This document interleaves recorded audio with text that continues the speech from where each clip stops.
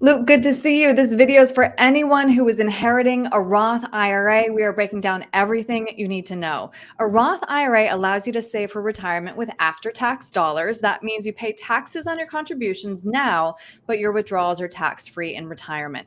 So, Luke, what are the benefits of inheriting a Roth IRA? So inheriting a Roth IRA is a great benefit because the person leaving you the account obviously has had that tax-free growth within that account. And now you have, as a beneficiary, come into that right to now take those distributions, which still remain tax-free because they're in that Roth account. Mm-hmm. And you wanted to mention your favorite comic right here. Yeah, so we often talk about this in farming terms where we're from. But yeah, would you rather be taxed on the weight of your seed versus the weight of your harvest? And in the example of a inherited Roth IRA account, the account owner was putting that money in after taxes early and basically paying the tax on the seed.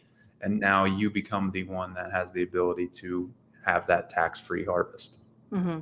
So now let's talk about some drawbacks, though. They center around the 10-year rule. What do we need to know about this? So possible drawbacks if you are a non-spouse, secondary or second generation beneficiary. So as an example, if you're a child inheriting a Roth IRA from a parent, you are subject to the 10-year rule. So even though there is a tax-free aspect of this, through Secure Act guidance, there still is a 10-year rule where you have to have that money distributed in a 10-year period.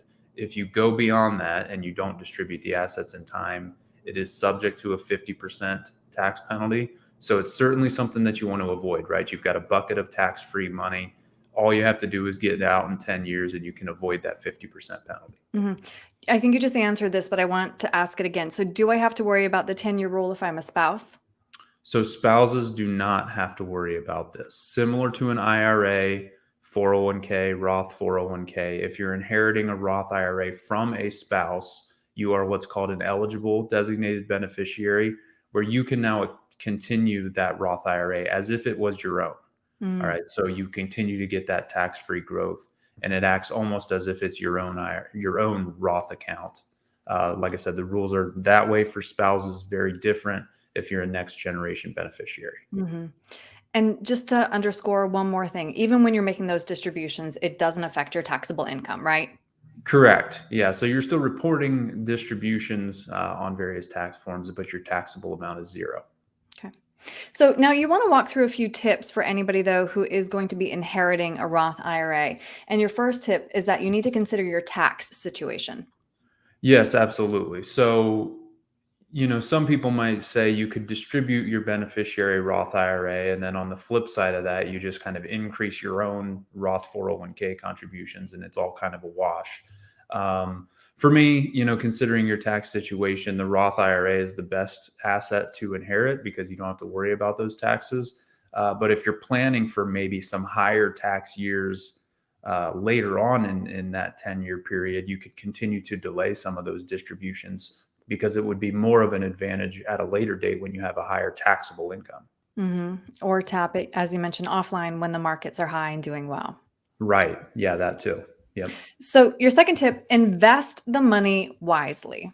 Yeah, so kind of the similar thing, right? You've got this advantage where you've inherited an account that's growing tax free. And so the biggest part would be grow it while you have the chance, right? So within that 10-year window, try to invest it into assets that are continuing to grow. Don't necessarily distribute the entire account in year one when you've got this 10-year window of opportunity for tax-free growth.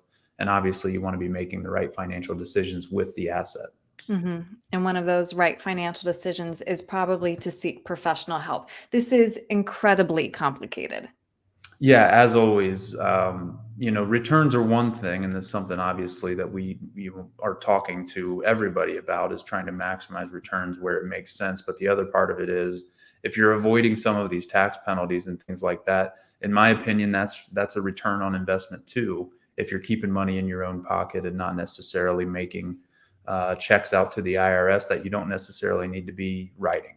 Right. So that's what we're here for. Mm-hmm. Exactly. And I know this is what you specialize in, especially strategic tax planning. So, Luke, if somebody has questions about anything that we've chatted about today, what's the best way to reach you?